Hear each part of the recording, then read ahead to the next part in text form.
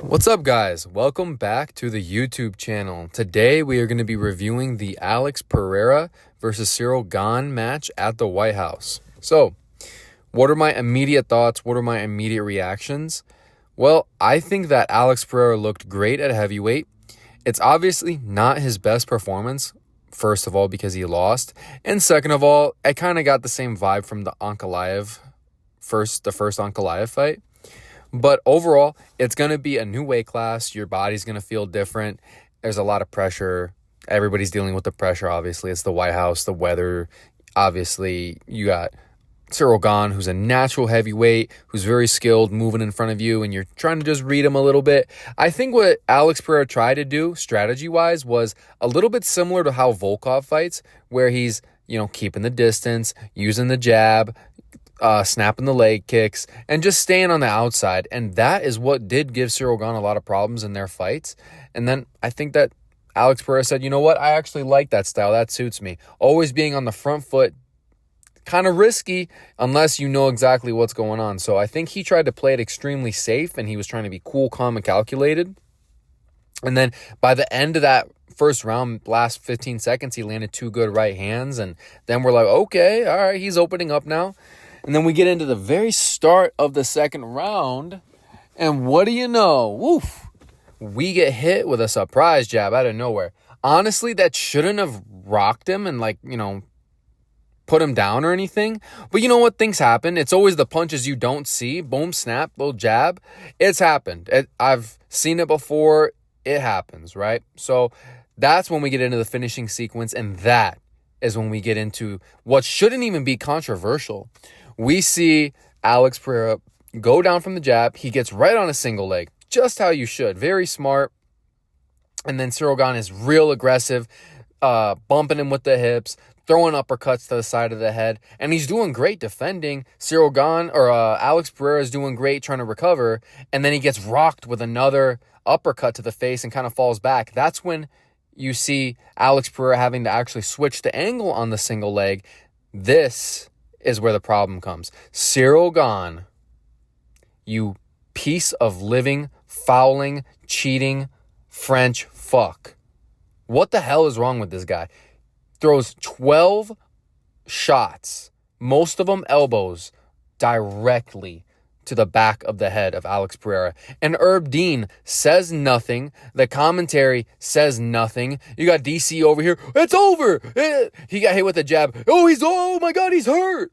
You got hit with a jab. Are you kidding? He gets hit with an uppercut, falls backwards, still fighting on the single leg. Oh, stop the fight. Shut the fuck up, DC. And then 12 elbows right to the back of the head. He's done. The fuck? Talk about the illegal shots hitting the back of his head. Are you high? Where the fuck? What is Joe Rogan, John Anik? What the fuck are they doing? Not talking shit about what is actually going on. And Herb Dean, clueless, blind. What the hell are you watching? You're supposed to save the fighter. We know that Cyril Gane is a dirty cheat. And look what he did to one of the most beloved and accomplished fighters in the sport. So now we got Alex Pereira over here. Got rocked, I guess stumbled with a jab, rocked with the uppercut on the single leg, but he's fine. He's recovering. It's a fight. He's tough. Alex Pereira is tough and has a great ability to recover. But now, imagine anybody getting 12 elbows to the back of the head, especially at heavyweight. They would be unconscious and in the hospital with a brain bleed. So now Alex Pereira gets up and he's like, bro, what in the hell was that? Why didn't they stop the fight? Asking him why he's elbowing me, deducting a point, disqualifying him. All right, fine, we're in a fight. Fuck it. He starts banging it out and he gets hit. Clean shots hit him. Great stoppage by Herb Dean after all that cheating. It's honestly disgraceful to the sport. At this point, if it was up to me, I would strip Cyril Gane and fire his ass and rip up his contract in the UFC for what?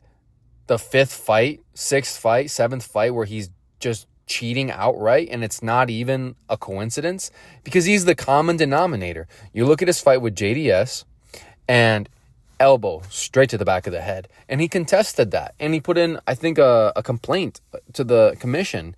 And then you have his fight with Tai Tuivasa, who he hit a beautiful switch step uppercut that rocked Tai Tuivasa. But then in all of that mess, Tai Tuivasa is shorter and he's a stockier guy. So when he's like hunched over, Cyril Gane looks at the back of his head and just starts licking his chops.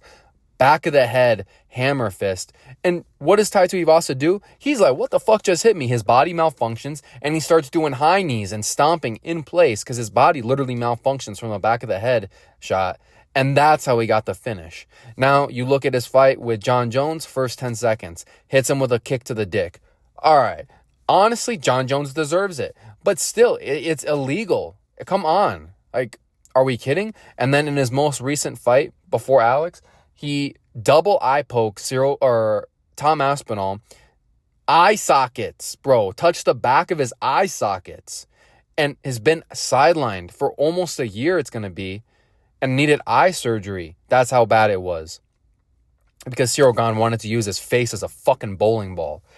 And now we got him 12-6 elbows to the back of the head of Alex Pereira, unanswered by the referee, not stopped, no point deduction, no disqualification, just, oh, they're legal, that's fine. No, the fuck it's not, dude. The back of the head is not just this like 3-inch by 3-inch circle on the back of your head plus your neck. No, it is the whole back of your head, okay? We need to take fighter safety more seriously. If it's a head kick, you can't really aim, all right? But if it's punches and elbows, don't fucking hit him in the back of the head. This is blasphemy. This is outrageous that this is still happening in our sport. And how Cyril Gane does it is he loves to rock him, clean, beautiful, and then all of a sudden in the middle of the chaos, he's like, let me just do this shit for good measure. And he just hits him with the craziest fucking illegal combo of all time in the middle of his combo. And then he goes back to the legal shit. And it's like, whoa. Let's stop the fight because that was illegal. It doesn't matter if it's in the finishing fight sequence. I understand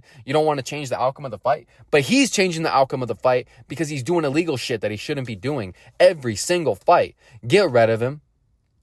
Disqualify him. Point deduct. Do something. At this point, fucking fire him and get rid of this terrorist of the sport. All right. And also, Herb Dean, high as fuck. Get your black ass out of here. I used to love Herb Dean. And I know I sound super hateful right now, but I'm just disgusted. Because what the heck are we doing? This sport is old enough to know what illegal shots are, what is illegal, what is not illegal, what is safe, what is not safe. And referees need to do a better job of stepping in because this is still a sport. It is not a human cockfight or a bar fight. All right? It's not fights in the backyard where you get early stoppages either. But still, we need to treat it as a sport, keep it professional, keep the fighter safe. And if you say, oh, look, if his fingers are open, I'm going to tell him to keep his fingers shut. And if he eye pokes you in the fight, I'm going to deduct a point, and you don't do that, what the hell are we doing? Are you just forgetting all of that in the back room when you tell the fighters, I'm going to keep you safe? Because I would feel super unsafe having to fight Cyril Gane, and that itself would affect my performance. Even if you say, oh, don't worry, I'm going to deduct a point. I would still say, yeah, you might deduct a point, but that only helps me if I go to the decision with him. He might do some crazy shit in the next round and fucking kill me. All right. You see the fight in boxing with Pritchard Colin where he gets hit in the back of the head multiple times with punches by a much smaller guy and is a vegetable the rest of his life. Imagine it's literally elbows over and over and over again by a heavyweight. Come on, man. This is just, it's not right. So that's my 2 cents on what I think really happened on that night. And I think Alex Pereira, like I said, I don't think he looked bad or anything. I don't even think he looked slow. I just think maybe he took a round to like kind of get into it, which isn't that big of a deal, right? Like you look at his fight with Israel Adesanya, he kind of did the same thing. He wasn't super aggressive right off the bat. I guess your strategy, your style is up to you. And if you get fucked up in the middle of that, that's on you. But I'm just saying, like, we shouldn't judge Alex Pereira and say, oh, he doesn't belong at heavyweight, go back to 205. He was cutting from like 235, 242, something like that, all the way down to light heavyweight. He is a heavyweight that cuts, all right? He should stay at heavyweight. And here's the deal. Alex Pereira is a 2-time Glory kickboxing champion, a 2-time UFC champion, knocks out multiple champions within 4 years. He is perfectly capable of staying at heavyweight because he has heavyweight power. He has a heavyweight build. Trust me, if Daniel Cormier's fat ass has a heavyweight build, Alex Pereira does too, okay? So don't say he needs to go back down to 205 and go against this guy and that guy. No, he did everything he needed to do in those weight classes, and now this is the next chapter. And just because it starts out with a loss doesn't mean anything. Look at how it fucking ended, with cheap cheating. That's how it ended. It wasn't like he lost fair and square and it was like a super clean knockout or anything. No, he lost via cheating, okay? So I'm not going to judge him harder because of that. If anything, I'm going to give him grace. And I think that's a little bit why like people are overlooking it, because he's lost before and Ilia Topuria lost on the same night. So people are kind of picking which one do we really look at as a bigger upset, because we had them at 50-50. So yeah, like I said, fire Herb Dean, strip Cyril Gane, fire his ass, and let's just pull up with Alex Pereira straight to Tom Aspinall. That's not what they're going to do. So I wouldn't mind if they gave Alex Pereira an immediate rematch at Cyril Gane. And if he wanted to, maybe sit out and recover because he took some insane damage, wait for them to hash it out, and then whoever's the champion at the end of the year or next year, fight them. Or, whatever, do whatever you want to do. Because Alex Pereira said he wanted to get back into it. And if he's truly okay, let's go. So, yeah, I'm still on Alex Pereira's side. It's still Shama all day. So, thank you guys for listening to me today, watching the video. If you liked the video, leave a like, comment, subscribe, and thank you for watching. Goodbye.